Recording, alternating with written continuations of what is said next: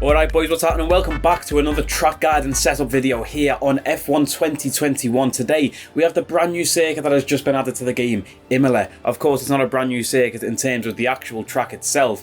If you're a racing fan you'll know about this circuit already, but it's brand new to the F1 2021 game made by Codemasters. Also in this brand new update today we have the absolutely gorgeous white Red Bull livery right here. The Honda thank you message on the back there, I believe that says arigato in Japanese, which is obviously thank you. We've got the Japanese flag right there on the nose of the car where the number is. Just an absolutely gorgeous car if you ask me. You know, I've seen mixed reviews on Twitter about this one, but I absolutely love the look of this car. So today we're going to do a track guide and setup video around Imola using this brand new Red Bull. If you did miss my last track guide and setup video, we did one for Portimao, the other new track that they added to the game in one of the previous updates. So if you're interested in that and you do enjoy this video, go back and watch the Portimao video. And if you do enjoy this one, make sure you hit like on it and subscribe to my channel. Turn on notifications so you never miss an upload. We run an F1 2021 My Team series over here on this channel. So if that does sound interesting to you, make sure you hit subscribe with notifications on so you never miss an upload for that. It's heating up in the championship currently in season 2 of my Team series. Make sure you go and check that one out. But anyway, without further ado, let's get into Imola. Okay people, let's get into the track guide around Imola. It's very easy to invalidate, especially on this final corner here. As you come through, you need to make sure you don't run too wide on this exit curb that you can see right here. Obviously you do want to carry as much speed as you can through the lap to start off your flying lap, but just make sure you don't invalidate. It's a long run down into turn 1, so even if you go a bit slow through there, you have the chance to build the speed back up heading towards turn 1. Now let's slow down and go into the track. Turn 1 is a very difficult one to pick your reference points for your turning in and braking. I normally do around just about 50 meters or just before the 50 meters, and you're coming down from 8th gear into 4th gear for turn 1, and you can take a lot of this inside left curb here. There is that little yellow bump in the middle, as you can see there, which could unsettle the car, but you want to be as aggressive as possible coming through that corner there. So for turn 1, you're down into 4th, attack the curb, avoid the curb on the right as much as you can. You full throttle, bring it to the right a little, and full throttle again through the next left-hander there, and you can go completely flat, full throttle all the way down towards the next corner. Now boys, for this next corner we have like a fast chicane almost. You're going to be in 7th gear coming into this one, and for the left-hander of the chicane I normally stay in 7th, and then once I turn in, completely flat out by the way, turn in, drop to 6th, and then when we get straight, brake a little bit and drop to 5th, and then take the right-hander and use all of the exit curb as you can, making sure not to invalidate your lap. But like I say, very fast chicane there, flat out on the entry, 7th gear, drop it to 6th, into 5th for the right-hander so you don't unsettle the car, and then use all of the curb on the exit. Now the next turn after that chicane, we do have a hairpin almost, but it is uphill. So when you're in the car, it feels like it's just a regular hairpin, because as you can see on the left of the screen, there's like a board, there's a tree, the marshal post, you can't really see around the corner, so you think you can just take a normal hairpin, but you've got to actually turn in a lot earlier than you normally would feel like. So you've come out of the chicane in 6th gear now, and you're going to be braking and turning in as early as possible. Like I say, carefully don't unsettle the car, but if you run too far wide here you will invalidate as well, and it is a very tough one. If you run too far wide and miss that apex and you turn in too late, there's so much time to lose, because we are uphill. As you can see, look behind us now, you see the slope, and straight forward you can see just how like the incline of this part of the track right here. If you are slow coming through that hairpin, you will lose so much time on your lap. Now for the next corner, as we come up the crest, you see we are completely flat now on the road. You can't even see the road behind us because we have climbed that hill.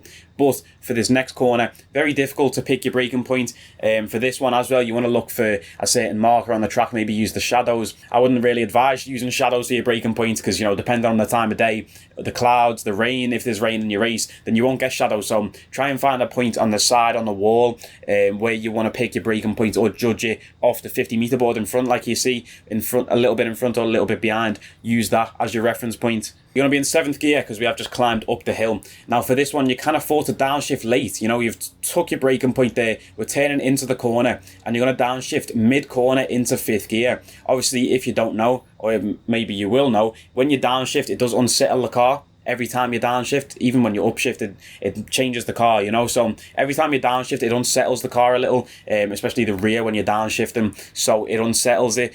But as you come through the corner there, you're going to have quite a lot of understeer, I find, through this corner. I'll show you the setup at the end, like I say, to counter that. but you're always going to have understeer coming through there. So you need to downshift and get that engine braking rotation. So doing it mid-corner corrects that understeer. Really, if you do it too early, then you can unsettle the car as you're turning in and obviously lose it. And you don't want to end up over there. Even though it looks very nice on this game, very colourful, very bright, you don't want to end up over there. Trust me. Now we're heading downhill, and similar to the earlier chicane that I spoke about, we have quite a fast corner here. You can stay in 7th gear completely flat. You can afford to miss the apex a little here to set up the next braking point, which you need to be completely straight for coming into this. We've got another uphill section. You're going to be in 6th gear coming into this corner, and you're going to brake in a straight line, like I say, from 6th gear flat out round this corner, braking in a straight line. Make sure you get it in a straight line because you are coming from flat out. So if you brake while turning, you'll lock up easy, of course, but it's also very easy to just spin off in this section because we do go uphill for the next corner. So like I say, coming through here, the outside curb on the left is very easy to unsettle the car. So as you come through, you want to keep steering to the right. You're going to come onto the curb and then completely, once you get flat and straight, completely flatline it on the throttle. Even though the next corner is to the left, you want to completely come out of that corner to the right and get the most speed possible. You know, coming out of that corner, steering to the right will give you the best momentum going forwards to straighten up that wheel and get on the throttle as early as possible and give you the most speed heading into now what is a very aggressive chicane. You can take this very aggressively. You're going to be braking at around the 70 meters point, right about where we're sat now, just before the 50. We're going to be braking at 70 meters down into 3rd gear. Now they do have big yellow curbs here, which are not really that big. You know, it's not the biggest sausage curb on this game. You can take quite an aggressive line. You can see already some tyre marks on this curb here. You can take quite an aggressive line through the chicane. It is very easy to unsettle the car though, what I will say. It is very, very easy to send the car into like some airtime, you know, coming through the chicane. So it's really about practice. Practice, boys, all the time. Practice. Get that line perfectly. Sometimes the game is just inconsistent and you'll take the same line over the curbs, and sometimes you'll bump up and sometimes you won't, but you can be very aggressive through that chicane. Don't think you have to completely avoid the curbs. You know, you can take quite a bit of the curb, to be fair. Now for this next corner, boys, you're going to be sticking to the left as we come round to the right. It's going to be a downhill braking zone, which of course means you have to brake earlier than usual. If you're braking downhill, you have to brake earlier. We're going to be braking at around 80 meters before the turning point. Another corner on Imola where it's very difficult to pick your braking point because there is no boards at the side. Like I say, you want to brake about 80 meters before the apex, but where is 80 meters? You know, you have to find maybe a point on the advertisement boards, as you can see there on the right hand side, just next to the Rolex thing. Maybe pick at some point on there, and that's going to be your braking point. You're going to come down into 3rd gear, and it does go off camber on the exit here. As you can see, the ground sort of changes, so you want to try not to take too much of the curb. Try not to invalidate there and keep it in 3rd, and then get on to 4th on the exit there and just get it on the power as early as possible. Like I say, we have this massive straight. You can cut a lot of the green bit there and take the shortest run to the line as we set a 6-minute 30 lap, absolutely rapid. But we are going through this, you know, track guide for you boys. So hopefully that did help. And let's return to the garage and I'll show you the setup.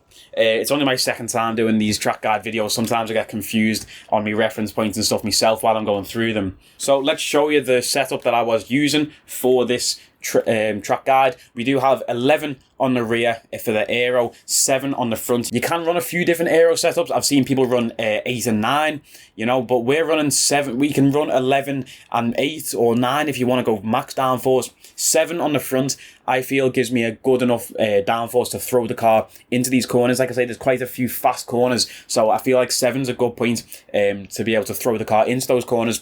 And 11 on the rear keeps us grounded, you know, keeps us stable going into these fast corners. So 7-11 was the best setup I found, at least on my driving style and the way I like to drive this track. For the transmission, we've got 90 and 59. Suspension geometry, you should be familiar with this setup right here. Pretty much every single one of my setups looks exactly the same when it comes to suspension geometry. You're going to go all the way to the right, all the way to the left, 0.08. I normally run 0.06, but you know, it's quite minimal, the difference there. And then all the way to the left for the rear toe. For the suspension setup, we have quite a soft suspension setup. We have 2.4 on the front and the rear. Anti-roll bars quite soft as well, 1.5 for them. And for the ride height, it's going to be 2 at the front and 9 at the rear. As for the brakes, 100% brake pressure and 53% brake bias, very rearward the brake bias for Imola. And for the tyres, 22.6 for the front and 22.7 for the rears. Now that is going to be it for this video, people. If you did enjoy it, please hit like and subscribe to the channel like I do say. If you did enjoy this track guide and it is helpful for you,